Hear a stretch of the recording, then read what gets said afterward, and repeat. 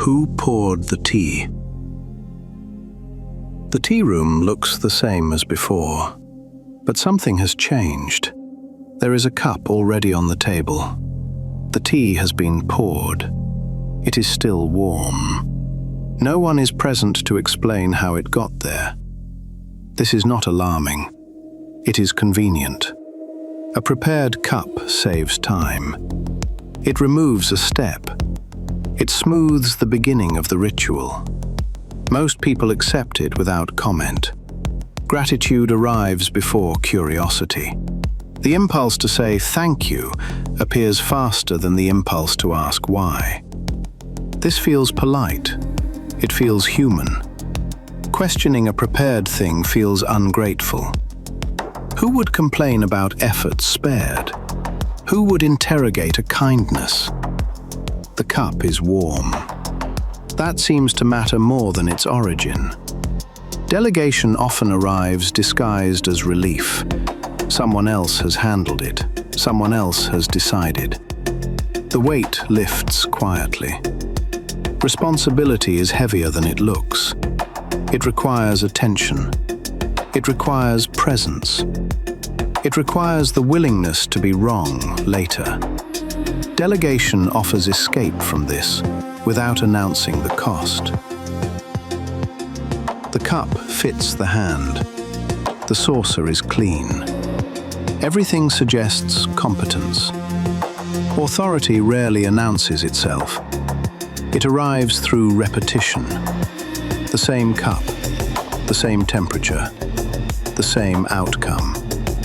Familiarity settles into trust without discussion. Ritual does important work here. When something happens the same way each time, it begins to feel correct.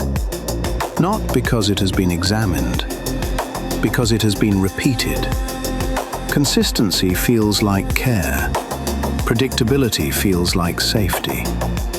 The tea room notices how easily these feelings merge. No one asks who poured the tea the second time, or the third. By the fourth, the question no longer occurs. This is how authority becomes invisible. Not imposed, assumed. The cup is refilled later, again without comment, again without ceremony. The system sustains itself. Relief precedes trust. This order matters. When something removes effort, it is forgiven its flaws. When something simplifies, it is granted authority. Judgment is not surrendered all at once. It is handed over in small increments. A preference here, a decision there. Nothing dramatic. The tea room has seen this pattern outside its walls, in services that promise ease, in systems that answer quickly, in voices that sound confident enough to end discussion. Authority often speaks fluently, not because it is correct, because fluency discourages interruption. A voice that pauses invites challenge. A voice that flows suggests completion. Completion sounds like knowledge. Knowledge sounds like leadership. The cup is lifted. The tea tastes as expected. This reinforces everything. When the outcome is acceptable, the process is rarely examined. This is not laziness. It is efficiency wearing a friendly face. The tea room notes that efficiency is persuasive. It shortens paths. It removes friction. It asks less of you. Over time, it also asks for more trust. There is no contract signed, no moment of consent. Authority accumulates quietly. A figure sits briefly at the far end of the table. The monk touches the cup, feeling its warmth. He asks gently whether warmth is proof of wisdom. Then he says nothing else. The cup remains. The tea is good. The question lingers. When authority arrives this way, it feels rude to challenge it. You would be questioning the gift. You would be slowing things down. You would be complicating what works. This is how delegation becomes habit, and habit becomes structure. The tea room remains calm. Nothing is wrong. Nothing is broken. That is precisely why the moment matters. The cup is set back on the saucer. The saucer does not rattle. Everything is stable. At the edge of the table, the kettle waits. Unplugged, unused. It has not been needed.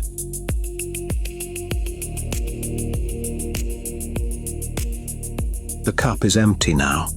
This is when questions usually surface, not because something went wrong, because something finished. When the tea is gone, attention returns to the process. Where did it come from? Who decided the amount? Who chose the blend? These questions arrive late. They always do. Asking them now feels awkward. The moment has passed. The benefit has already been received. To question the source feels impolite. Responsibility has a way of dispersing when convenience is shared. No one poured the tea. It simply arrived. That is how it will be described. This is authority without authorship. There is no single hand to point to, no clear intention to examine, only a system that functioned. When errors appear later, they are similarly diffuse. No one meant this. No one decided this. No one remembers choosing it. The tea room has heard these phrases before. Trust persists even when outcomes falter. This is not because trust is blind. It is because reversing delegation is uncomfortable. Taking responsibility back requires effort. Correction becomes impolite. It feels like complaining after the meal. Gratitude lingers longer than accuracy. Systems apologize smoothly. They adjust tone. They acknowledge inconvenience. But nothing is remembered. Nothing changes its posture. The tea room notices how easily apologies replace accountability. An apology without consequence feels complete. It allows the ritual to continue. Delegation shifts quietly into abdication. Small decisions are surrendered first. Preferences, judgments, interpretations. Each handover feels minor. Together they are not. Agency erodes without drama. There is no theft, only relief. The cup is placed back on the table. Someone else refills it. Again. At the center of the room, the monk lifts the saucer. It is light. He turns it over. Nothing is written on the bottom. No name, no mark, no trace. He sets it down carefully. When responsibility is shared everywhere, it lives nowhere.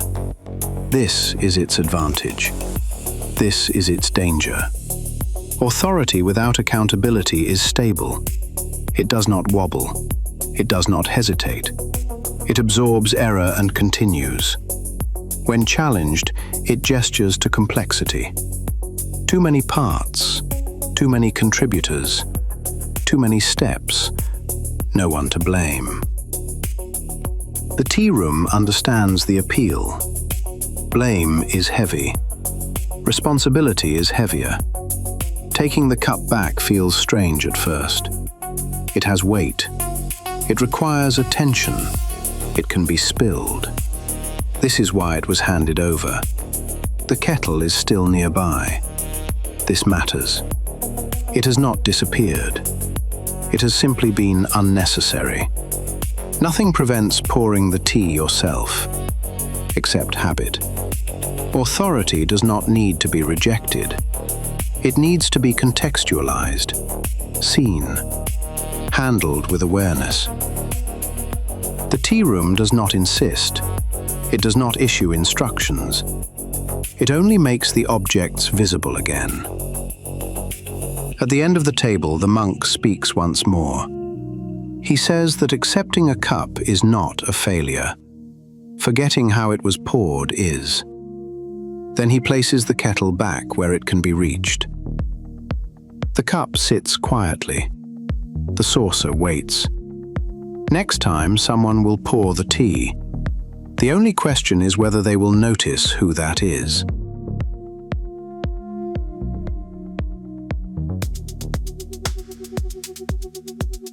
The tea room is familiar now. The chairs are where you expect them to be. The table has not moved. The kettle sits quietly nearby. At your place, there is already a cup. It is not the same as the others. You notice this only because it is yours. No one asks whether you want it. No one explains how it was chosen. It has simply always been there. Some things arrive before choice. Not aggressively, not loudly. They arrive as givens. The cup fits your hand well enough. It always has. You do not remember the first time you held it. You only remember that you have always been holding it. Familiarity is powerful. It does not persuade. It does not argue. It reassures by being present early. You drink because everyone else does. Not because you have evaluated the tea, but because this is how participation works. Belonging comes first, understanding later. Agreement is often inferred from proximity. If you sit here, you must agree with what is served. If you drink, you must approve of the blend. This is rarely stated. It is simply assumed. Most people do not choose their first cup. It is handed to them by family, by culture, by language, by the place they were born. It arrives before questioning is possible. By the time questions form, the cup is already load-bearing. It holds memory. It holds belonging. It holds expectation. Putting it down would not be neutral. Gratitude becomes part of the arrangement. You are expected to appreciate what you were given. After all, it sustained others before you. It carries history. Questioning the cup feels disruptive. Why would you challenge something that has worked? Why would you complicate what clearly belongs? Changing cups feels like rejection, not of the object, of the people who handed it to you. This is how belief binds itself to identity, slowly, quietly, without asking permission. The cup becomes shorthand for who you are, where you come from, what you are expected to defend. At this point, a figure pauses near the table. The monk lifts your cup gently and looks at it. He does not criticize it. He only asks how long you were holding it before you noticed it was there. Then he sets it back down. Belonging is persuasive. It answers questions before they are asked. Who am I? Where do I stand? Who stands with me? The cup answers all three. Certainty is often inherited, not discovered. It feels stable because it predates doubt. It feels obvious because it arrived before alternatives. The tea room notices how rarely consent is part of the story. Beliefs are not chosen so much as absorbed. They enter through repetition, through ritual, through proximity. Identity settles early. Later, it hardens. What was once familiar becomes necessary. By the time you consider choosing differently, The cup is no longer just a cup. It is evidence of loyalty, of gratitude, of belonging. Refusing it would require explanation. Keeping it requires none. This imbalance matters. The tea tastes as it always has. This reinforces everything. The tea room does not accuse the cup. It does not blame inheritance. It only notices the order of events. Cup first, choice later.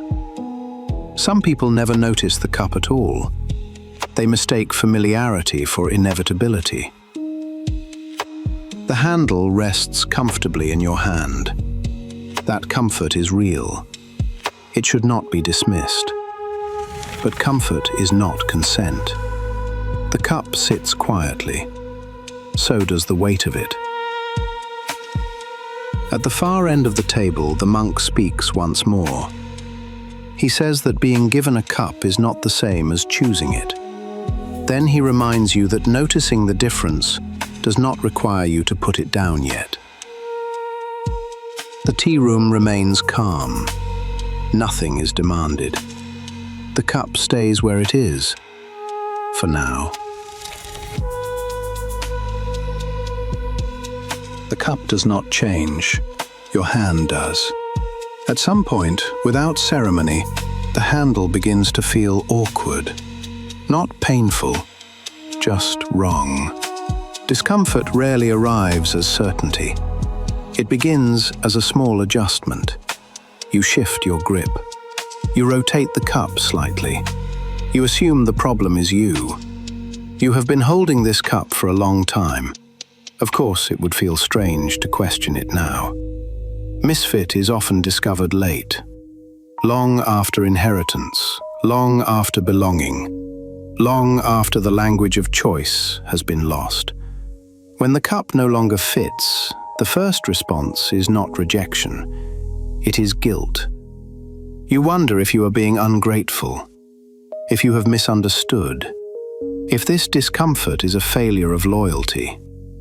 Leaving the cup where it is would be easier. Staying requires no explanation.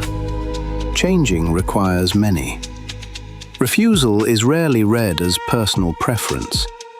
It is read as commentary on the people who gave the cup, on the room that expects it, on the history it represents. Difference is tolerated briefly. Then it is interpreted. Why now? Why this cup? Why are you making it difficult? Identity polices itself quietly. No threats, no ultimatums, just raised eyebrows, just concern, just reminders of what the cup has meant to others. At this stage, many people adjust themselves rather than the cup. They convince themselves the handle fits fine, that the weight is normal, that discomfort is simply maturity. Leaving costs more than staying, even when staying hurts. This is not weakness, it is arithmetic. The tea room does not rush this moment. It knows how much is being weighed. At the center of the table, the monk pauses. He places a second cup beside the first. It is different. Not better, just unfamiliar. He says nothing. Trying another cup feels risky. It has no history, no shared meaning, no approval built into it. You do not know how it will feel once filled. Holding it feels strange. The balance is off. Your hand does not know where to rest. This does not mean it is wrong. It means it is new. Choice is rarely comfortable at first. There is no script for it, no ritual, no reassurance. Those who stay with their original cup do not mean harm. They are protecting continuity. They are preserving something that made sense. This should be understood. Those who change cups are not rejecting the room. They are responding to their own hands. This is harder to explain. Loneliness often follows choice. Not because choice is cruel, because it removes the shorthand that belonging provided. The tea room notices how quiet this moment is. No applause, no condemnation. Just the sound of ceramic settling on wood. It is possible to hold more than one cup, to recognize inheritance without obeying it, to respect history without carrying it everywhere. The first cup does not disappear. It never does. It waits. At the end of the table, the monk speaks again. He says that inheritance is not a contract, and identity is not a debt. Then he lifts both cups briefly, as if weighing them, and sets them back down. The tea room remains open. You may keep the cup you were given. You may choose another. You may hold both for a while. None of this erases where you came from. It only changes how tightly you hold it. The cups sit quietly. Nothing demands resolution. That, too, is allowed.